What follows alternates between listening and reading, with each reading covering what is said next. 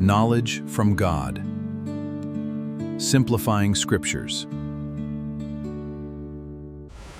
Genesis chapter 9. A new beginning.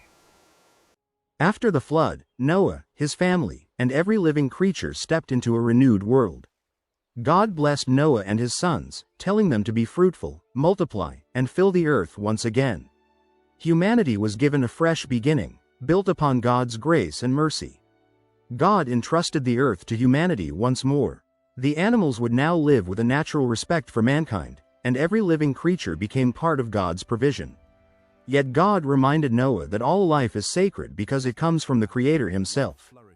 God established a new command: human life was to be protected.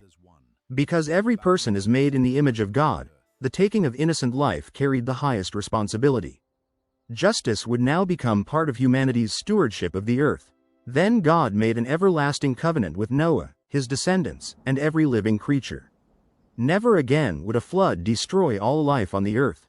It was a promise extending to every generation that would follow.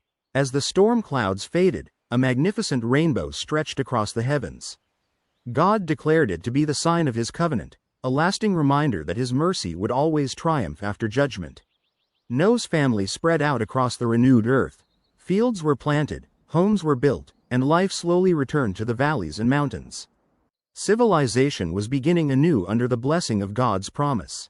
Noah became a man of the soil once again. He planted a vineyard, patiently tending the young vines as the seasons passed. The earth, once covered by floodwaters, now produced fruit once more. In time, Noah drank from the wine produced by his vineyard and became intoxicated. What followed became a lesson that even the most faithful people are capable of weakness. Scripture records the event honestly, reminding us that no human life is without flaws. Noah's sons responded very differently. Ham exposed his father's shame, while Shem and Japheth respectfully covered him without looking upon his disgrace. Their actions revealed two very different attitudes toward honor and compassion. When Noah awoke and learned what had happened, he spoke concerning his sons and their descendants.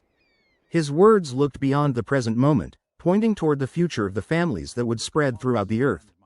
From Noah's 3 sons, Shem, Ham, and Japheth, the nations of the earth would eventually arise. God's promise to preserve humanity through the flood was now unfolding as the world prepared to grow once again. Genesis chapter 9 closes with Noah living many more years before his death. Yet the chapter leaves us with its greatest message.